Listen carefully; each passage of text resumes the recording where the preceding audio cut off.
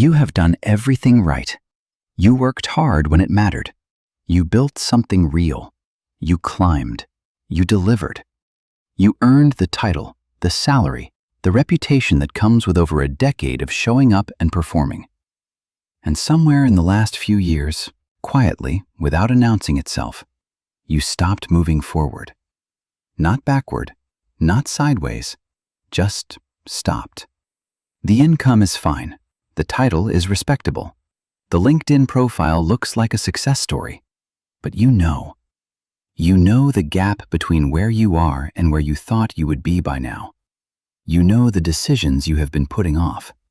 You know the opportunities you looked at and walked away from. And you have probably told yourself it is because you are being responsible, careful, strategic, protecting what you have built. So here is the question this video is going to answer. Why is your past success your biggest financial risk? Not because what you built was wrong, because what you built has quietly become the thing stopping you from building anything else. And the mechanism behind that, the way success transforms from fuel into anchor, operates across 3 specific layers, each one invisible on its own. Together, they are the reason so many people who did everything right end up exactly where you are right now. Stay with this one, because the third reason, the one about who surrounds you when you succeed, is the one nobody sees coming. And it is the one that locks the other 2 in place. 3 reasons your past success is your biggest financial risk. The first reason, the identity you built has become a cage you cannot see. Let me introduce you to Grant. Grant is 44, based in Denver. Spent 12 years building a career in operations, first inside a mid-size corporation, then consulting for businesses going through growth transitions. By 38, Grant was earning $112,000 a year. Strong reputation, a client list he was proud of, a clear professional identity that made sense when he told it from the beginning. Grant had built something real. At 38, Grant also started noticing something. The market for what he did was shifting. Automation was beginning to absorb parts of the work he had built his name on. A handful of clients started asking questions he did not have strong answers to. The rate of new client inquiries, which had been steady for years, began to slow. Grant noticed all of it. And then Grant did what most successful people do when the ground starts to move beneath something they worked hard to build. He protected it. He did not pivot, he refined. He did not rethink, he repositioned. He told himself the market would stabilize, that his reputation would carry him through, that the clients who knew his work would keep coming back. Here is where it becomes a financial problem, and not just Grant's problem. When an opportunity appears that does not fit the story you have built, a pivot, a different direction, a skill you would have to learn from scratch, your brain does not evaluate it as an opportunity. It evaluates it as a threat. Not to your income, to your identity. And the brain's job, above everything else, is to protect who you think you are. So it generates reasons. The timing is not right. You would be starting over. You have too much invested in where you already are. It makes more sense to stay the course. Every one of those reasons feels like logic. None of them are. They are identity protection dressed up as strategy. And the cost of that protection compounds every single year you stay inside the story instead of questioning it. Research from the Bureau of Labor Statistics shows that workers who stay in a declining industry for more than 7 years after the first visible signs of contraction earn, on average, 18 to 23% less over the following decade than comparable workers who pivoted earlier. Not because they worked less hard, because the identity they built in that industry made leaving feel more costly than staying. The sunk cost was not financial. It was personal. And personal sunk costs are the most expensive kind, because unlike financial ones, you cannot see them on a balance sheet. Grant felt this. 12 years of identity. 12 years of relationships built around that identity. 12 years of a lifestyle calibrated to that income level and that professional standing. 12 years of being the person who knew what he was doing when he walked into that room. And somewhere in that accumulation, the calculation quietly flipped. Grant stopped asking, "Is this the best path forward?" Grant started asking, "How do I protect everything I have already built here?" Those are not the same question. One question builds wealth. One question manages decline and calls it stability. Now make this personal. When did you last seriously consider a direction that your current identity could not follow you into?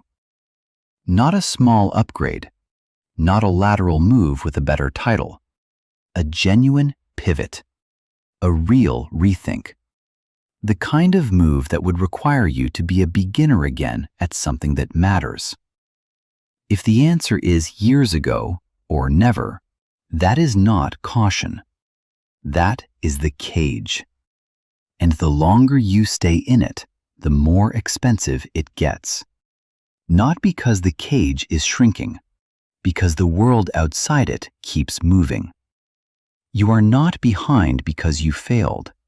You are behind because you succeeded, and then stopped questioning whether the thing you succeeded at was still the right game to play. Success is not a destination. It is a data point.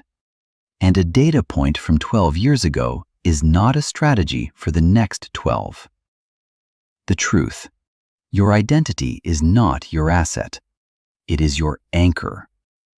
Know the difference. The second reason: success made you afraid of the one thing that actually builds wealth. Here is the part nobody says out loud about financial success. The more you have built, the more you have to lose. And the more you have to lose, the more conservative you become. Not as a conscious decision, not as a strategy you sat down and chose. As a slow, invisible recalibration of what feels acceptable, what feels worth the risk, what feels like a reasonable bet versus a reckless one. At 29, Grant took risks he would not recognize himself taking today. He cold-called senior executives at companies he had no connection to. He pitched projects he was not fully qualified to deliver. He said yes to opportunities that scared him and figured it out on the other side. He took those risks not because he was braver then, because he had less to protect. By 38, Grant had a reputation worth protecting, a rate worth protecting, a client list worth protecting, a lifestyle built carefully year by year worth protecting. And every one of those things whispered the same message every time a bold move appeared in front of him.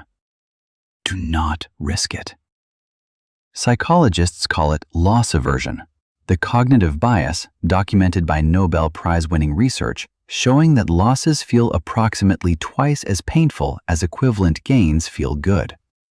At 29, with little to lose, loss aversion had limited power over Grant's decisions. At 38, with 12 years of built equity, financial, professional, social, loss aversion was running the entire operation. Quietly, in the background. Behind every "not the right time," behind every "I need to think about it more," behind every opportunity evaluated primarily through the lens of what happens if it does not work out. Here is the thought experiment that makes this real. Two scenarios, same opportunity, different versions of Grant. Grant at 27, 6 months into building his consulting practice. No reputation to protect, no rate to defend, no client list to preserve. Someone offers him a chance to pivot into an adjacent space. Real upside, real uncertainty. He takes it. Of course he takes it. The downside is manageable. The upside is worth it. Grant at 40. Same opportunity, same upside, same uncertainty. How long does he spend on the downside scenario? How many people does he consult? How many reasons does his brain generate for why the timing is wrong? The opportunity did not change. Grant did. And what changed Grant was not wisdom. It was accumulation. The very success he worked so hard to build was now sitting on top of his risk tolerance like a weight, pressing down on every decision, making bold moves feel dangerous and cautious moves feel responsible. Now stop and think about your own version of this. Think about the last real opportunity you walked away from. Not a bad opportunity, a real one, with genuine upside and genuine uncertainty attached. How much of that decision was honest analysis, and how much of it was loss aversion, dressed up as strategy, disguised as caution, justified by everything you had already built? Most people cannot answer that question honestly, because loss aversion does not announce itself. It just makes staying feel smarter than moving, every single time. Here is the cruelest part of Grant's story. At 40, he had more experience, more capital, more relationships, and more market knowledge than he had at 27. He was, objectively, better positioned to take intelligent risks than at any point in his career. And he was taking fewer risks than at any point in his career. Not because the opportunities were worse, because the success he built made protecting what he had feel more urgent than building what came next. The lesson? The window for intelligent risk is open right now. Success is the thing convincing you it is not. What this actually costs, the real numbers behind Grant staying still. Grant recognized the shift in his market at 38. He did not act until 44. 6 years. 6 years of refining instead of pivoting, repositioning instead of rethinking, protecting an identity the market was quietly valuing less every single year. Here is what those 6 years cost him, not approximately, in real numbers. At 38, Grant's consulting income sat at $112,000. By 44, it had drifted to $96,000. A gradual erosion as the market shifted and his positioning failed to keep pace. That is $16,000 less per year than where he started. Over 6 years, $96,000 in lost income. Gone. Unrecoverable. But the compounding cost is what makes it devastating. If Grant had pivoted at 38, invested 2 years building a new positioning in an adjacent high-demand space, conservative estimates put his income at $130,000 to $140,000 by 42. He did not. So instead of investing the difference, an additional $28,000 a year at a 7% average annual return, that money never existed. Over 10 years at 7%, $28,000 a year compounds to approximately $387,000. Grant did not lose $387,000. He just never built it. Because 6 years of protecting the past meant 6 years of not building the future. And there is no version of discipline, no amount of careful budgeting, no savings rate adjustment that recovers $387,000 of compounding that never started.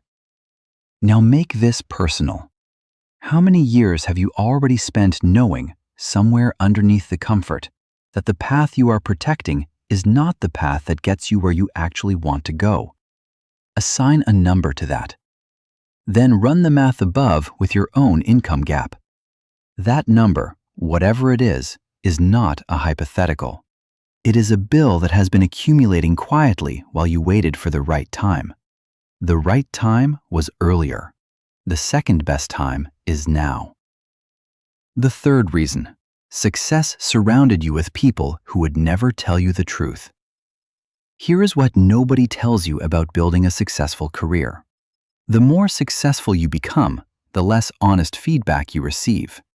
Not because the people around you are dishonest, because success changes who is around you. and it changes what those people are willing to say to your face. By 40, Grant's professional circle looked like this. Long-term clients who valued his stability and did not want to hear that the engagement model was changing. Peers in the same industry who had built their own identity around the same assumptions Grant had.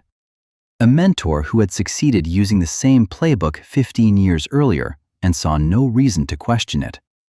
A personal network that had been curated over 12 years around the version of Grant that had already succeeded. Every single one of those people had a vested interest, conscious or not, in Grant's continued belief that the path they were all on together was still the right one. This is not conspiracy. This is human psychology. We seek out people who confirm what we already believe, and success accelerates that process dramatically. At 27, Grant was surrounded by people at different stages, different paths, different levels of certainty about where they were headed. The diversity of perspective was built into the chaos of early career. At 40, his circle had narrowed, curated, consolidated around the identity he had built. Everyone in it was playing a version of the same game. Everyone in it had a reason to tell him the game was still worth playing. Here is where it became a financial trap. Every important decision Grant needed to make about his path, is this market still the right bet? Is this skill set still appreciating? Is this positioning still leading where I think it is? Required honest external perspective. Someone willing to challenge his assumptions. Someone with nothing to lose by telling him something uncomfortable. Someone not invested in the story he had been telling about himself for 12 years.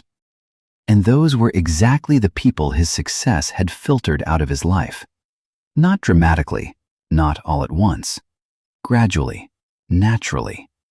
As his circle became more homogeneous, more affirming, more comfortable.